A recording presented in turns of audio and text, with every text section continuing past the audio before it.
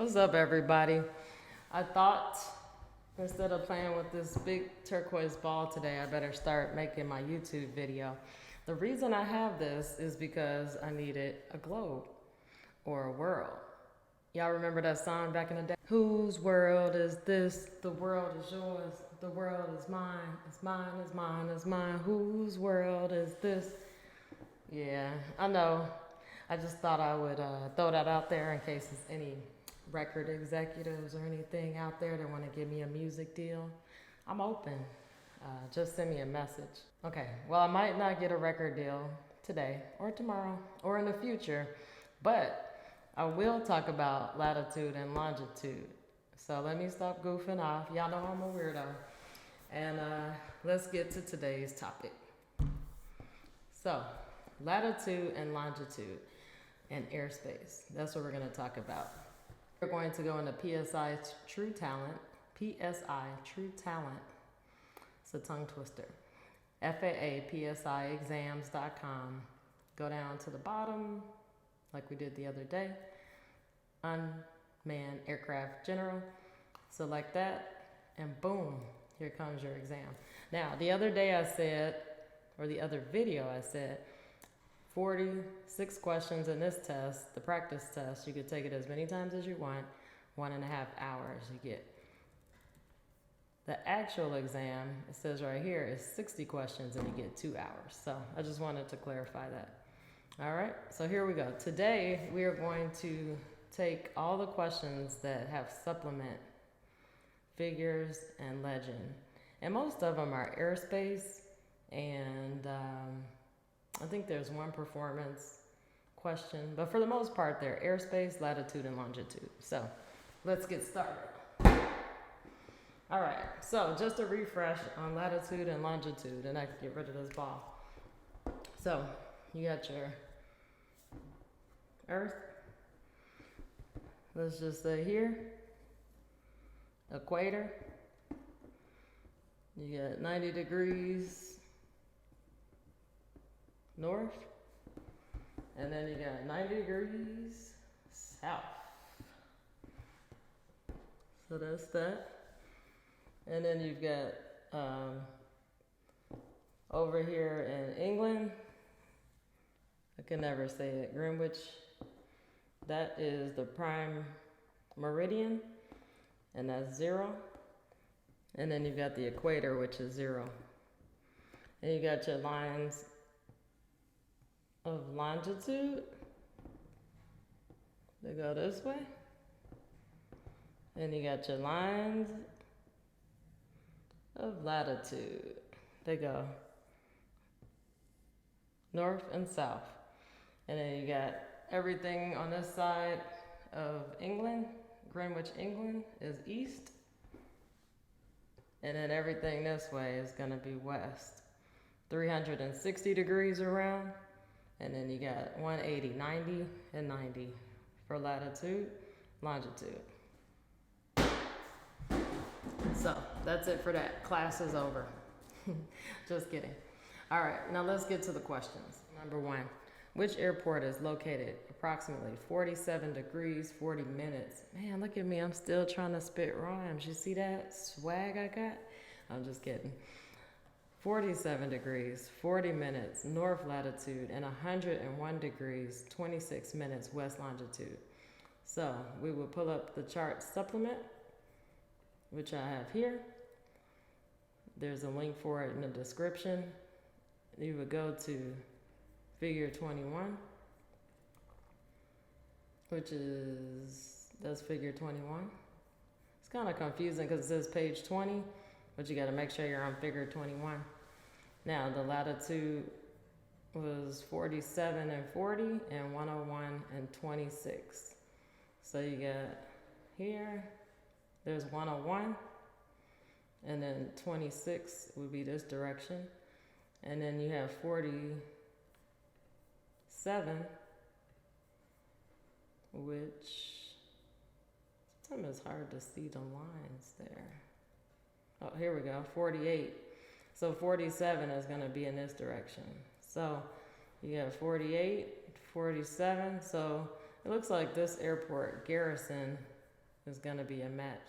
The other airports you can double check and see, but this is in North Dakota area.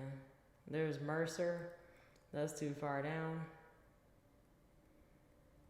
And then I don't even see the other airport. So the answer for this one is Garrison. Boom, correct. On to the next.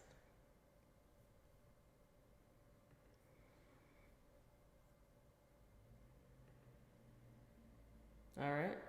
Second question, figure 26. So you go to the supplement again, go down to figure 26. And you're going to have to do this on the exam. So you're going to have to get a good system for looking this up. Figure 26, double check you're in the right section. Then you're going to look up area 4, which is here. So you have area 4. And they want to know the line of latitude area 4 measures. So you got latitude, that's 47 degrees. What does it measure? Latitude measures, remember on our ball that I drew on, latitude measures north and south of the equator. So we're going to go with that answer. The prime meridian will be longitude, east and west. That's how you say it, Greenwich, England. Boom, correct. All right, next question. Another figure, 23.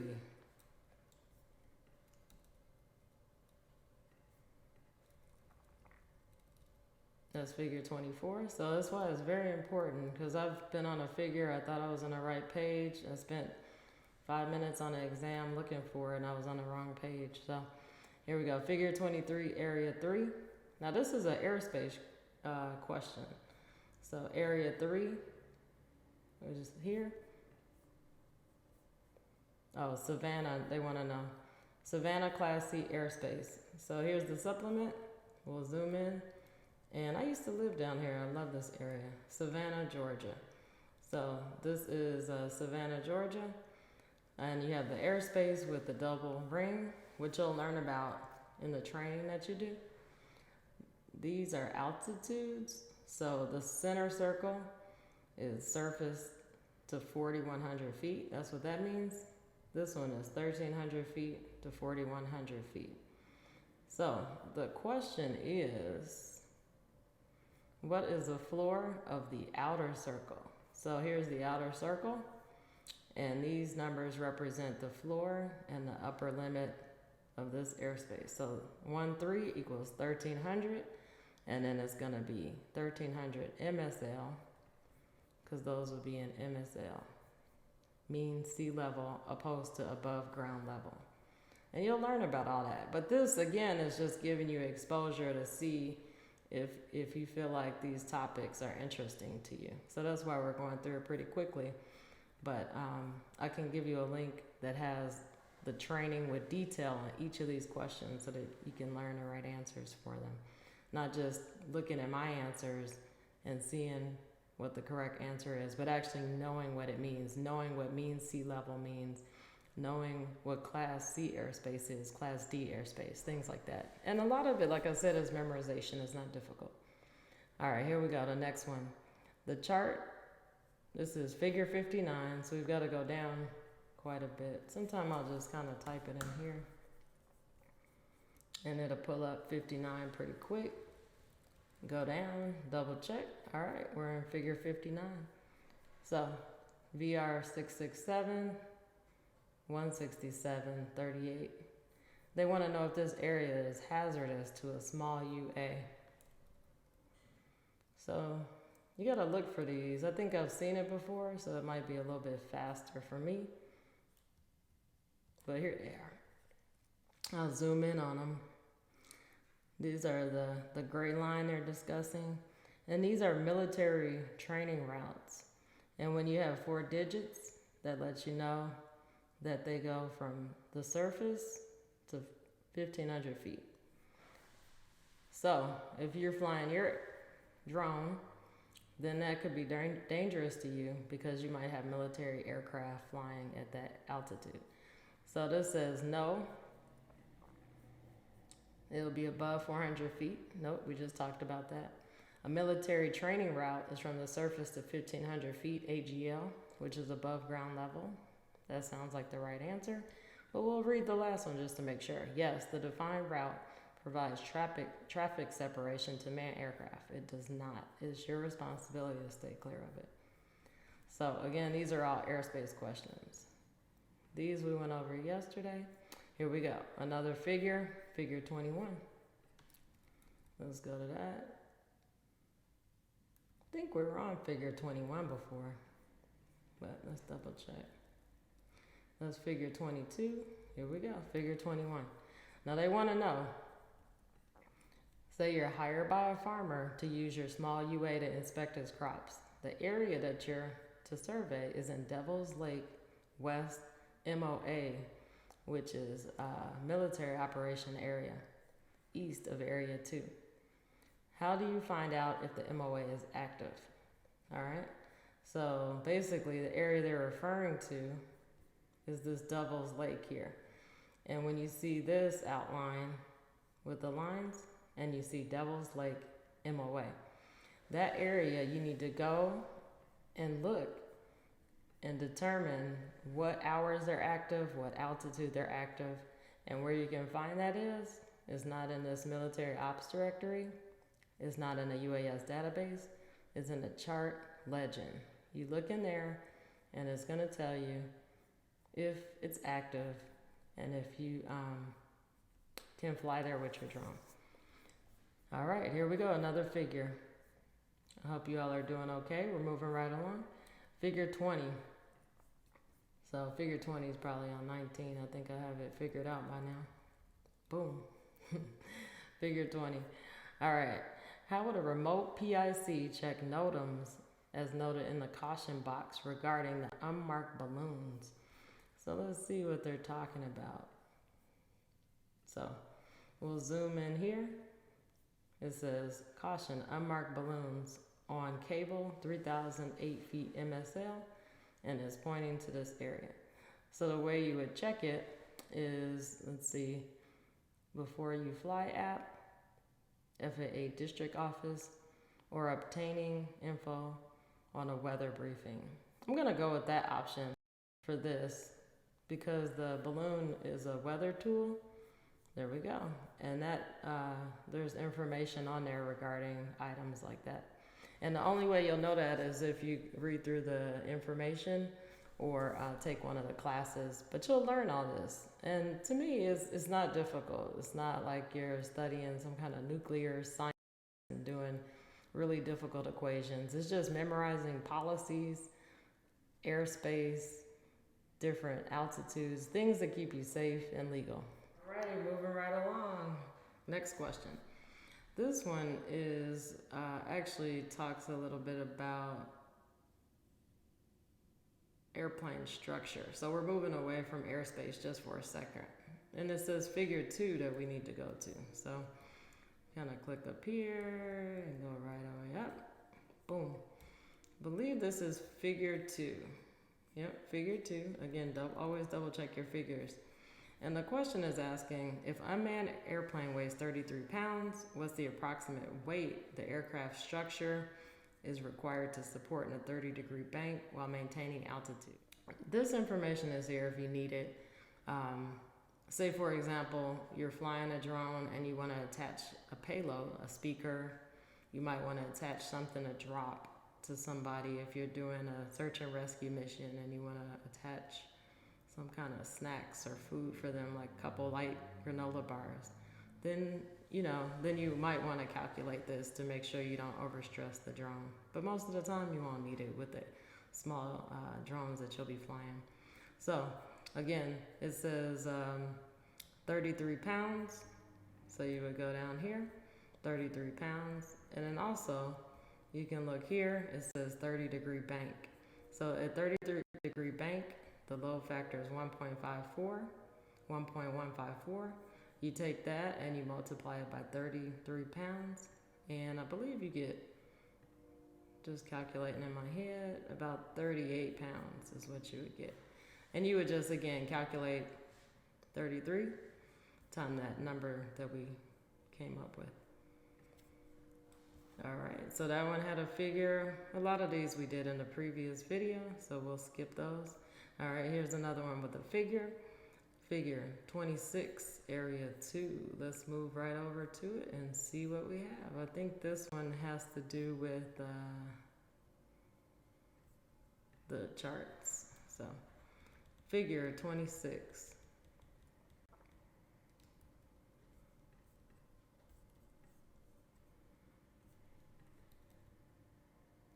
There we go, figure 26. And they're asking about area 2, which is over here. I'll blow this up for you so you can see it.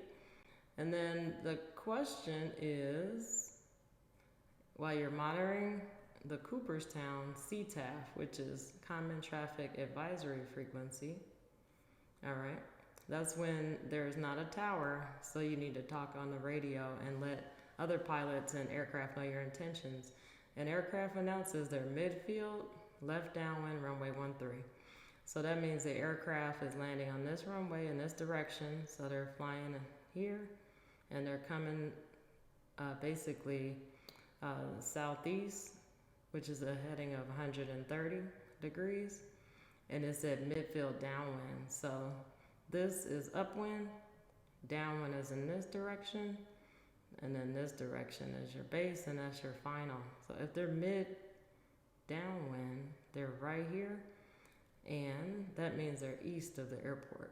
So the aircraft is to the east.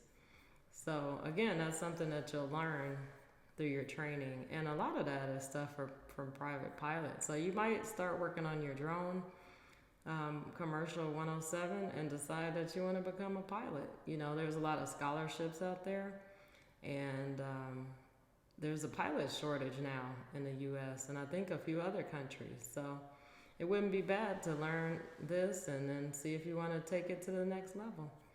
All right, here we go. Figure 22, area 2. This is in Coeur d'Alene. I haven't been there before. So, figure 22. This is figure 25. This should be figure 22. Double check it. Figure 22. See it at the bottom. All right. Common Traffic Advisory Frequency. And it's in area 2. So here's area 2. There is our very exotic sounding airport that I don't know how to pronounce.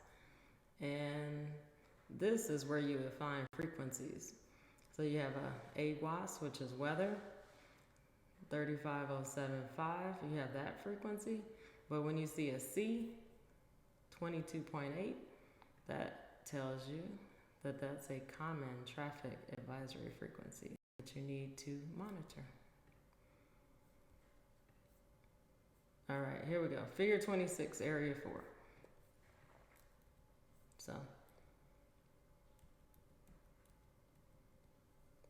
there we go. This is figure 26. And here we are, area 4. We're back at Jamestown again. We were there earlier, I think, in the video. All right, you've been hired to inspect the tower under construction at 46 North, 98 West, near Jamestown, JMS. What must you receive prior to flying your unmanned aircraft? Now this is an airspace question, and it incorporates latitude and longitude. So you know where Jamestown Airport is, but you can double check your lat and longitude. So you got 46 and 98. So here's 47 and 99. So it's in this area. And then it says the tower is under construction. So this question has 3 parts. So you have under construction. So you're looking for a tower under construction. And that is UC right here. It says under construction. Now, the next thing, so that's at 1727 is that altitude. Now, it says if you want to fly your drone there, what do you need to do? The next piece of this is you're in control airspace. So you have this area here, which is a, I forgot what they call it, magenta circle or magenta ring. And then you have a dash magenta ring. So the dash magenta ring goes to the surface, and then this area starts at 700 feet. Since the tower is within the dashed area, which goes to the surface, and this is all airspace, then you would need to get authorization from ATC before you fly in that area. So that one was a good question because it incorporated several things: latitude, longitude, airspace, knowing which color rings are controlled and which ones aren't, and then finally, policy. Before you fly and control airspace, what do you need to do? Next question, figure 20, area 3. So we have figure 20 and area 3. This is Elizabeth City. Where are we at? This looks like a cool area. Whenever I'm looking at these charts, it makes me just want to go traveling all the time. Like I look at this and I'm like, wow, look at all this beautiful water all around. Where is it? It just makes me want to go rent an airplane and go flying. Okay, so this is Virginia Beach in here. So they want to know about figure 20, area 3. When operating your UAS 4 miles southeast of Elizabeth City, what hazard is indicated? So we're in Virginia Beach. Elizabeth City Airport is area 2, I think. Area 3, I'm sorry. It's getting late. I got a date tonight too. So we're almost done with this. But I'm having fun, and this is a good refresh for me too. So here's Elizabeth City Airport. It's very close to all these other airports, so it's a little bit congested in this area and hard to pick out, but here it is. Here's a hazard, that unmarked balloon again that we talked about earlier on a cable at 3,008 MSL. There we go. All right, we're moving through this pretty good. I think we only have a few questions left, if even that. So let's keep it moving, keep the momentum going. I hope you all have some good snacks, study snacks, while you're listening to me. And some coffee or hot chocolate, depending on what time of day it is. It is winter here. I'm in Chicago today. I'm just clicking through looking for the next questions. And I'm supposed to go back to work in California this week, but they're having really bad weather there, constant rainstorms. So I wanted to actually get some flying in, drone flying. I bought a new Autel drone, and it has thermal capability, and I was going to take it out there, but with that weather, heavy rain, and there's some flooding, there's no sense. I might as well just stay here in cold Chicago. So anyway, that's my week. All right, next question, figure 12. Here we go. Now this is a weather question. So all of this probably looks like another language to you. Eventually over time, you'll be able to look at this and say, oh, okay, I'm not going flying today, or the weather's good. So wind direction at JFK Airport. That's what this is. K is for US airports. JFK is New York Airport. So here we go. This is JFK, Chicago Midway, LAX, Boise, Idaho, and I'm not sure what INK is. I have to look that one up. That one got me. But anyway, the weather, 180 at 4 knots. So this is red. This is the direction. And then after here, it cuts off 04 is the knots, the wind speed. So it's coming from the south at 4 knots. If it was 181.4, it would be 180 at 14 knots. So here we go. The wind direction, 180, 180, 4 knots, 4 knots. Now, if you're reading from a document like this or listening to a weather briefing, just think that it's always true north is not magnetic north. So that's the answer. All right, here's another figure, figure 12. Same figure, you got figure 12, and it asks, what are the current conditions for Midway Airport? So for Midway Airport, that's where I'm at, Chicago Midway. You have the time in Zulu time, and then this is the winds, 320 at 5 knots. It's coming from the northwest at 5 knots. And then this is the visibility, 1.5 statute mile. This is 6 statute mile for this airport, 30 statute mile. That's weird. You hardly ever see that. 15. RA is abbreviation for rain, overcast 700.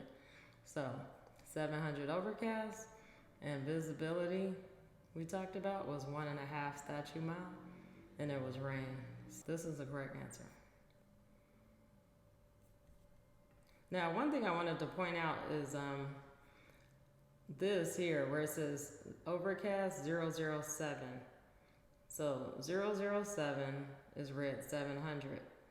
005 below it is read 500. And let's see, this one where it says 150 is read 15,000. So these numbers, if it said overcast 070, then that would be 7,000. And so basically you would just put 2 zeros at the end of it, is one way to look at it for this. But that's how you read overcast at 700. Forgot to mention that. And you'll have a whole section on weather in your training. So this will be second nature to you eventually. And I think we have been through all the questions that have supplements. Now, one thing I wanted to clarify. This is not going to be the exam that you take. This is a sample of the exam that you take. And it just is here to give you an idea of all the different types of questions that you might get on the exam. But they may word them differently. They may ask you different questions, like when it asked about, let's give an example. If I can get it to move forward. There was one that asked about behaviors like macho and vulnerable.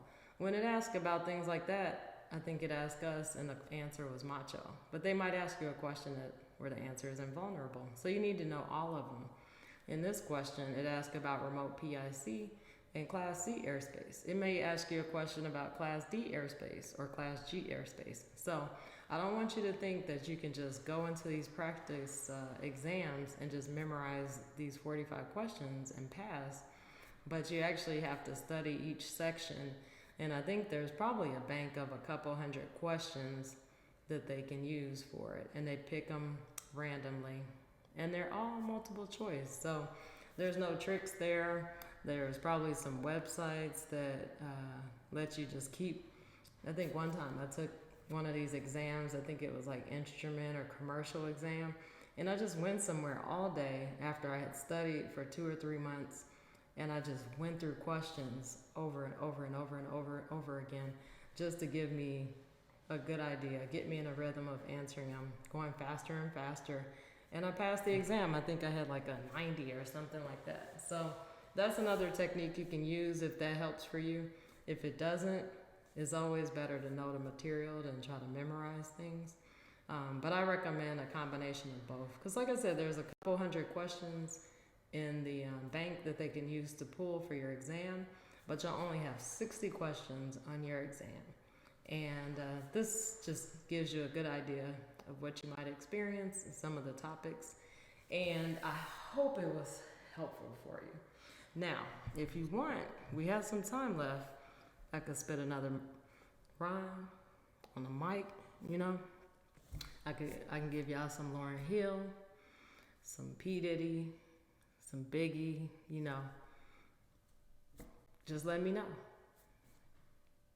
Okay, you're not interested? All right, fine. Since you're not interested, let's close this video. My feelings aren't hurt, but I do want to say, always keep it weird.